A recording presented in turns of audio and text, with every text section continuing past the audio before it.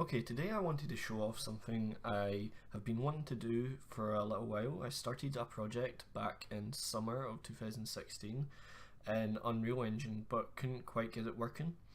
And now I've got the project working in Unity, and I was looking to try and get this thing working, but no one had a tutorial or none of the threads asking how to do something like this were actually saying how to do it, so I had to figure it out for myself. There is other games that have obviously done it, so it's nothing new, but I just wanted to show it off because I am quite proud of it.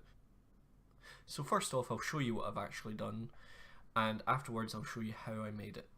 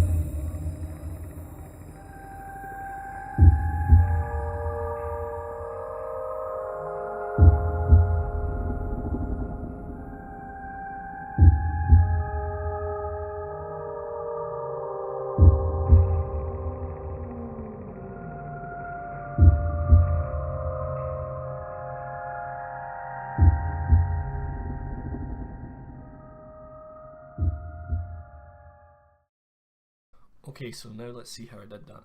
I'll work my way down in the hierarchy so you can see exactly how it's done. I probably won't do a tutorial on how exactly to do it, but I'll show everything that's in the scene to make up this scene. So we start off with the camera. The camera has a tilt shift effect, which you can find in the standard assets store for Unity. It will just be here under image effects and then scripts. Find it right here. I've just put an iris mode on it with high quality, turned the blur area up to max and the blur size to 3, downsampling to 0. Then we have the texture for the actual planet itself, and if I go to scene view here and turn to 3D, you'll be able to see it a bit better. First off is the sphere itself, which contains the main texture, and in this material I've just set the texture, normal map and height map, and put some settings in that make it look good, especially with the light. On top of that, we have the clouds. The cloud texture is quite simple again, it's just a cloud texture with an emission on it. The emission is very small. And then on the clouds I have a spin free script which I got from online, but I have added my own random spin function to it, and clicking here for random spin will set it to freely rotate on the X, Y and Z plane to give it a more realistic feel, and every time you play it, it should do something different. Although the clouds are very slow, so you probably won't notice it as much, but I'll click play here and I can turn up the speed and you'll see clouds are moving to the top left here. If I come out of it and do it again, now they're going to the bottom left. Again, very simple material, it's just the texture with an emission. The emission is set to quite low, it's just to make it light up a little bit more, because clouds should have some reflection from the light of the sun. And then you can ignore that one, and the one that we have under it is the important one, and the thing that made this impressive, at least to me, is the night material. And what we've got here is we've got this, I don't know if I can open this,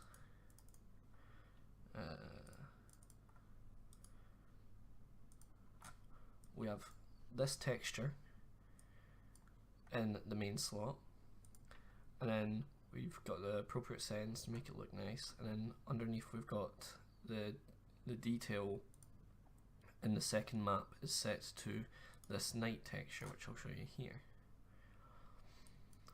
And what this does is it's basically allowing this texture to dictate what is shown and what is not. So if I come over here and I go to the offset, I can change where the night is.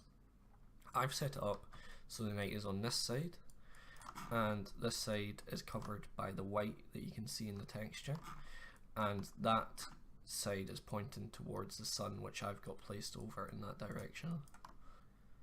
And then on this game object I have a script attached called day-night cycle, and this doesn't really do much. All it does is counters the rotation that I've placed onto the main body of the planet and make sure it stays in the same position. So if I were to change this from fade to cutout, you'll be able to see a distinct line here, and if I actually press play it will be in a different location because I've hard set it to be here.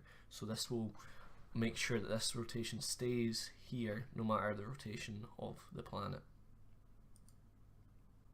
Then after all that was in place, I had the problem of the lighting of the planet itself. So if I change that back to fade, you'll be able to see here I've got the light sun, which is really simple, it's just up there very far away with a very large range and a kind of dim intensity. I'll be able to change it here just to show you. I'm no artist, so an artist would come in and edit this to make it look the best it could be and most realistic. What I've got at is just what I think looks best for now. But the most important thing about this is if I were to turn off this second light, which I've set up here, is it totally darks out the other side of the planet. So we've got this problem where I have this second texture that's being overlaid onto the planet, the night texture, but it's not getting any light put into it. And I can't simply add emission to this second map because that's not a feature in Unity. So what I had to do is make a second light which is placed slightly behind the planet on the night side, slightly more angled towards the camera, so you can get this nice fade over here where the camera can actually see right here. You can kind of see the fade in this low quality bit. And what this basically does is I've set it to have the color mask of the night texture, which is a new layer that I've added to the color mask. And what this means is if I go back to my night texture, you'll see that this is on that layer, and that means that the light will only light up that side. So if I were to change this to everything, it will look a bit weird because it's lighting up the clouds, it's lighting up the regular texture, and the night texture as well as the background over here, which we don't want happening. So if I change that back to nothing and then night texture, it only lights up the night side of the planet. And basically what this allows is that smooth transition between the two textures and the lights actually lighting up on the dark side of the planet. And that's pretty much it. The only other thing set up in the scene is this plane behind, which gives me a lot more detailed background than the skybox I used to have, because the skybox was very pixelated, so that provides a little bit high quality background, although it is blurred, so it doesn't really matter at this point. But yeah, that's about it. If you'd like a more in-depth tutorial, let me know if that wasn't enough, but hopefully I covered pretty much everything. Everything else is straightforward from there. If you are interested in seeing what this game turns out to be like, or if you're interested in more tutorials or whatever, I mainly make sci-fi games, mainly in Unity, and I'm doing this for my honours coursework at Abertay University, so feel free to subscribe if you are interested in all that. If not, thank you for watching anyway, and I hope you have a good day.